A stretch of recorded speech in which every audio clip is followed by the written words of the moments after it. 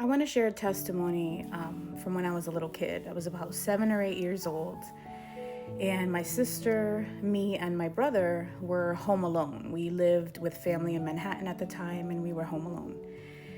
And we used to play a lot of games together as kids.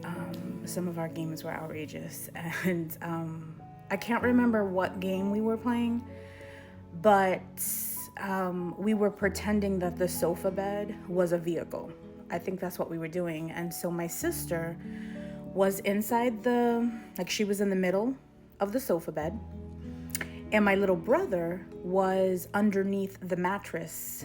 So if the sofa bed is open and there's a mattress on top, he was like in that in between, from the mattress to the actual bed, like in between there.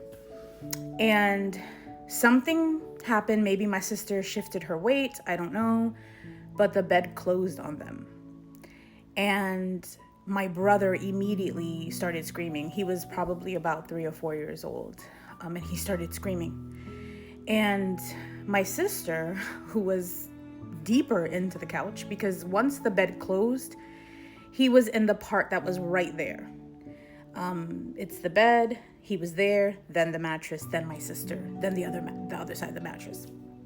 And so I remember, reaching in to try my very best to open the bed. And my sister was calmly coaching me, open it, pull it, use all your strength, Dinah, pull it. That's what she kept telling me, my sister. And no matter how hard I tried to pull, I couldn't. So I remember I cried not because, I just cried because, this is my brother and sister I'm talking about, and I would have hated it if that story didn't end the way that it did. But anyway, so my sister is calmly coaching me, and then all of a sudden the phone rings. And my sister says, if that's mommy, tell her that Chucky, which is my brother, is stuck in the bathroom. We did not want to be in trouble, and we knew that we were going to get in trouble, even though it was an accident. We were home alone. My little brother was like 3 or 4 years old. I'm 7 or 8. And I think my sister was like 10 or 11, because we're all like 4 or 5 years apart. So, and it is what it is, that was the time. In that time, a lot of us kids were left alone. And so anyway, she's like, tell mommy that he's stuck in the bathroom. She would have rather just put her faith in me to open the sofa bed than tell my mom the truth. So of course, I told my mom that, because as soon as I picked up the phone, my mom heard my brother screaming, and she's like, what's going on? And I lied. Chucky's stuck in the bathroom. Tina's trying to get him out. So I hung up with her. I don't really remember how the conversation went. And again, I went back to the sofa bed where my sister was getting more and more quiet. So she was still telling me to try, but she was getting quieter and quieter and very quiet. She wasn't screaming. She wasn't, there was panic in her voice at one point, but she also, then she got quiet. So I don't know how much time went by. My brother was still screaming. I think he probably had more air because he was closer to the surface, but I don't know how that works. And all of a sudden, as I'm trying to still open the sofa bed, my little arm is trying to pull this thing open, my aunt comes through the door. What's going on? What's going on? Because she heard my brother. And at this point, I could have been screaming too. I don't remember, but I could have been screaming. Sometimes I'm like, was it my brother's voice that was screaming, or was it mine? I don't remember. I do remember him crying though, so I could have been screaming too. So my aunt, she tries to open the sofa bed and she can't do it. And she's a grown woman and she couldn't open it. So she runs to the kitchen and she grabs a knife and she cuts my little brother out of the sofa bed. And as she pulls him out of the sofa bed and he's screaming and crying, she says, come on, help me. And we grab onto the bottom of the pole that's there on the sofa bed, and we pull the sofa bed out. She opens it up, and my sister, I can't really describe what she looked like, but she looked like someone who had been suffocating. She just looked like she went through it. But she was alive.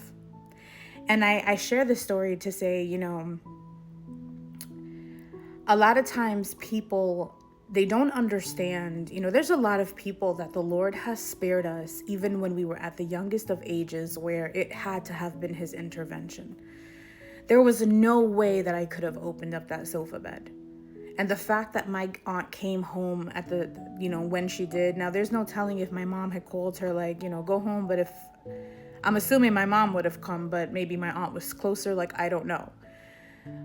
But whether my mom knew I was lying or the Lord sent my aunt home early, regardless, she got there just in time. And I want to say, sometimes it feels like, this is just such a hopeless situation. And sometimes we even feel like we're suffocating. Or sometimes we're watching the situation and we're having so much trauma because there's nothing we can do, right? I would give anything to, see things different for a lot of people, including my husband. I just would love to see things differently. And when you can't be the one to help them, when you're not the one that can, pull them out, that can be hard too. But take heart, because even in this, I can share that I do believe that it was the hand of the Lord that saw us through. I have so many stories that I can share, near-death experience stories, several of them from both my husband and I. And here we are still here. And so I just want to say, if you're someone who has been through something traumatic in life and you look back on it thanking God that you are still here to look back on it. You look back so that you can tell the story. And you cannot boast in yourself. I could not boast in the fact, I saved my sister. No, I couldn't boast in my weakness, and I was weak. But I can boast in his strength. And I know that it was him that helped me, my brother, and my sister. 3 little kids who were in big trouble.